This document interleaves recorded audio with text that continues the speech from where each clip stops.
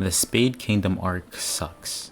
It's something that I don't agree with at all. We had the Magna vs Dante fight, Yuno vs Xenon, Asta vs the Ancient Demon, the Twin Devils, and basically all of Nox scenes that I just enjoyed. I could just keep going. Starting with the first problem people just did not like with the Spade arc so far, and that is the Gaja revival.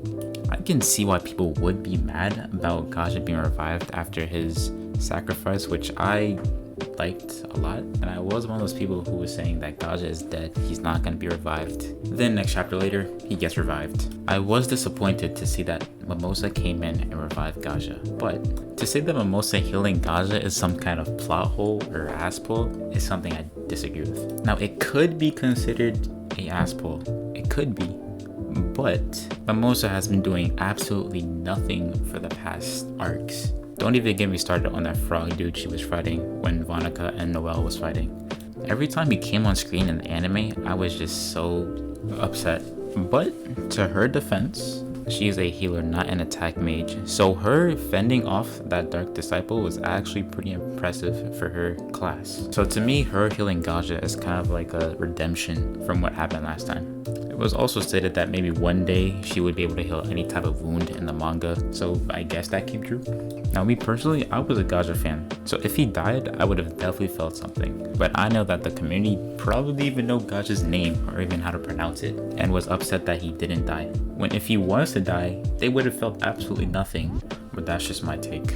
Now for the people who say that there are way too many transformations in this arc and that they are all just out of nowhere, I definitely disagree with you with this. I don't know how they would want them to win against devils that are higher beings in them, but if everybody in the cast just got stronger, more powerful attacks than their old one, I'd be pretty bummed out, I'm not gonna lie. Now for the transformation part, the only real person that I would say who got a transformation is Asta with his Devil Union form. And that's because his black Asta form is completely different to his Devil Union form. Yuno, on the other hand, is just the same form with another wing.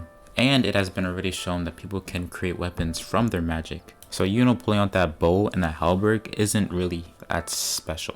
Now for the people that think Jack's transformation is a transformation, yeah it is, but it's just tiny little spikes on his body. All he did was just create more spikes on his body just to cut the gravity.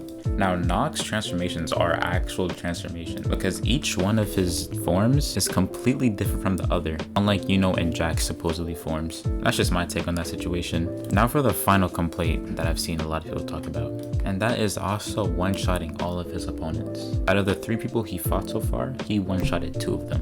One being the Ancient Demon, and the second one being Lucifero's manifestation. And to be honest, I wouldn't even consider those a fight. Asta went up against big giant creatures that don't know how to attack at all. Meanwhile, Yuno and Noelle and crew are fighting up against actual devils that know how to attack. Now tell me, which one sounds easier to fight up against? A big opponent that doesn't know how to fight, or a human-sized skill fighter?